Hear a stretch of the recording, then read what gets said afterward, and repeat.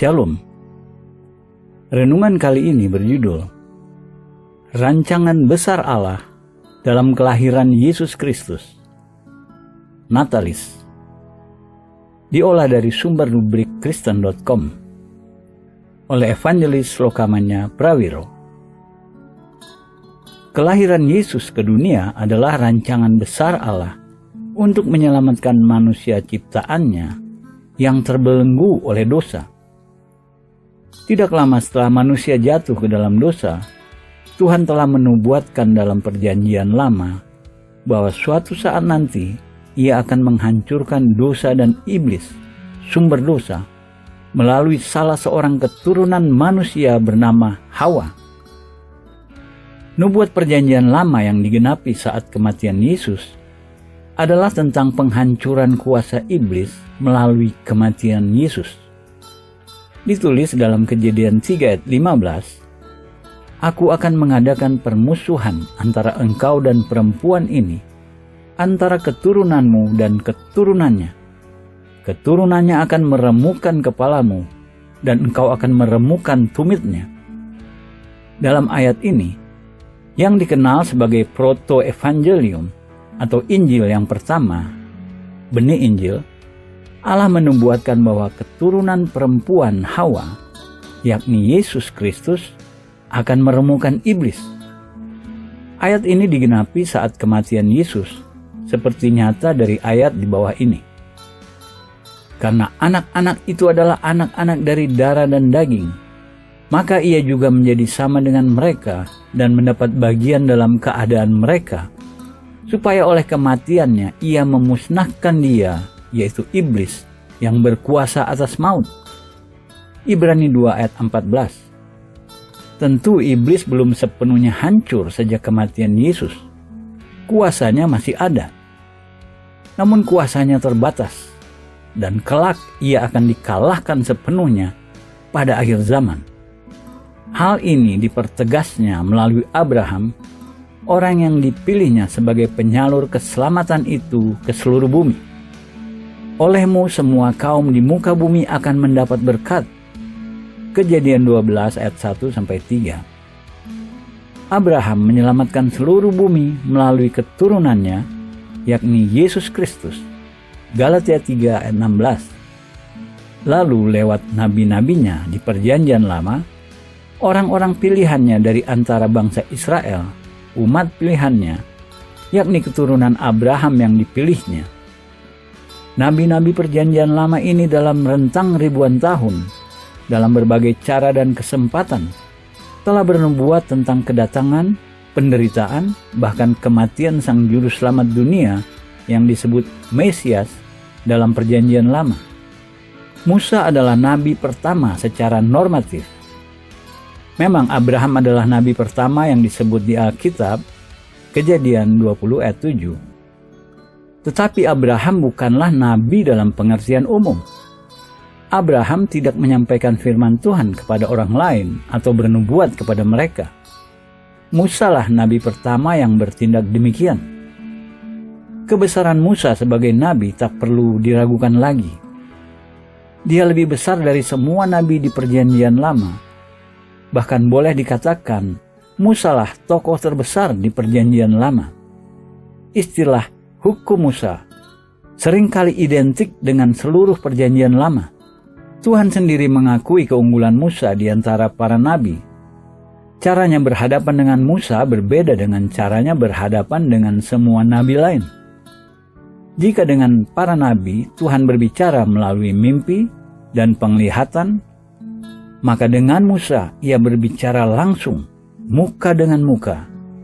Bilangan 12 ayat 6-8. Nubuat Musa yang terkenal adalah tentang kedatangan seorang nabi seperti dia. Ulangan 18 ayat 5 dan ayat 18 dan 19 yang digenapi dalam diri Tuhan Yesus. Kisah Para Rasul 3 ayat 22-23. Nubuat perjanjian lama yang digenapi saat kelahiran Yesus. Yang kedua adalah nubuat tentang kedatangan Mesias dari keturunan Daud.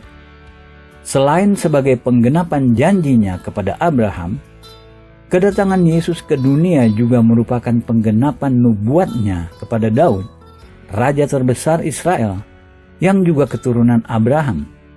Seperti Abraham, Daud adalah orang pilihan Tuhan. Kepadanya Tuhan telah berfirman bahwa tahtanya akan dibangun turun-temurun. Melalui salah satu keturunannya, yakni Mesias atau Yesus Kristus, Daud memerintah terus-menerus. Ia menumbuhkan sebuah tanduk keselamatan bagi kita di dalam keturunan Daud, hamba-Mu itu, seperti yang telah difirmankannya sejak purbakala oleh mulut nabi-nabinya yang kudus. Lukas 1 ayat 68-72. Pemerintahan Daud tidak akan berakhir. Engkau telah berkata, telah kuikat perjanjian dengan orang pilihanku. Aku telah bersumpah kepada Daud, hambaku, untuk selama-lamanya aku hendak menegakkan anak cucumu dan membangun tahtamu turun-temurun. Mazmur 89 ayat 4 dan 5. Mesias adalah salah satu gelar Tuhan Yesus ketika ia hidup dan melayani di dunia. Namun Alkitab lebih banyak mencatat gelar-gelar Yesus lainnya seperti anak manusia atau anak Allah. Mesias dalam bahasa Ibrani, Masyiach, artinya adalah yang diurapi. Mazmur 2 ayat 2. Meski Mesias adalah keturunan Daud, sebenarnya ia juga bersifat ilahi. Mesias memang datang ke dunia dalam wujud manusia. Namun pada dasarnya, Mesias itu seorang yang ilahi. Artinya, ia adalah Tuhan yang datang ke bumi dalam wujud manusia. Jadi ia bukanlah manusia biasa. Nabi Mika berkata bahwa permulaan Mesias sudah sejak zaman purbakala. Mika 5 ayat 1. Hal ini dapat diartikan bahwa Mesias itu pada dasarnya sudah ada sejak kekekalan. Dengan kata lain, Mesias itu tidak berawal, sebagaimana halnya dengan Allah. Dan istilah anak Allah menjadi identik dengan Mesias. Matius 16 ayat 16. Sebab anak yang di dalam kandungannya adalah dari Roh Kudus. Hal itu terjadi supaya genaplah yang difirmankan Tuhan oleh Nabi. Sesungguhnya, anak darah itu akan mengandung dan melahirkan seorang anak laki-laki. Menamakan dia Immanuel, yang berarti Allah menyertai kita. Matius 1 ayat 20-23. Ada banyak nubuat tentang Yesus di Perjanjian Lama, yakni kedatangannya ke dunia sebagai manusia, kelahirannya, penderitaan dan penyalibannya, kematiannya, kebangkitannya, kenaikannya, bahkan kedatangannya kedua kalinya. Hari ini kita merayakan kelahiran Yesus, namun bagi orang percaya lebih penting lagi kedatangannya kedua kali. Daniel bernubuat tentang kedatangan Yesus pada akhir zaman. Aku terus melihat dalam penglihatan malam itu, tampak datang dengan awan-awan dari langit, seorang seperti anak manusia. Datanglah ia kepada yang lanjut usianya itu, dan ia dibawa ke hadapannya. Lalu diberikan kepadanya kekuasaan dan kemuliaan dan kekuasaan sebagai raja. Maka orang-orang dari segala bangsa, suku bangsa dan bahasa mengabdi kepadanya. Kekuasaannya ialah kekuasaan yang kekal, yang tidak akan lenyap, dan kerajaannya ialah yang tidak akan musnah. Daniel 7 ayat 13-14. Anak manusia yang dimaksud Nabi Daniel dalam ayat di atas adalah Tuhan Yesus. Sementara yang lanjut usianya adalah Allah Bapa. Jadi Allah Bapa memberikan pemerintahan kepada putranya Yesus Kristus.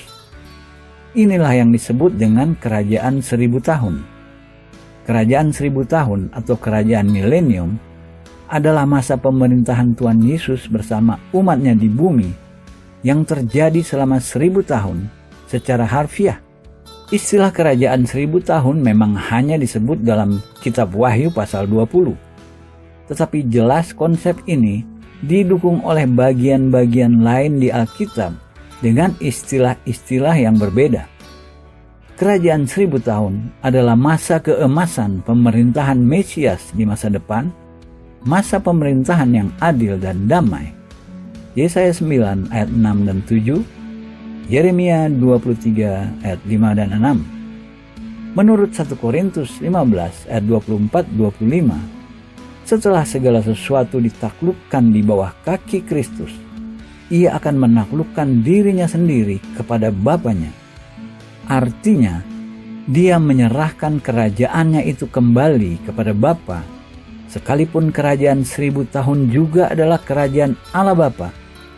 Yesus Kristus Tuhan kita sekarang sudah dimuliakan dan duduk di sebelah kanan Bapa di surga, dan akan datang kedua kalinya untuk memimpin kerajaan 1000 tahun.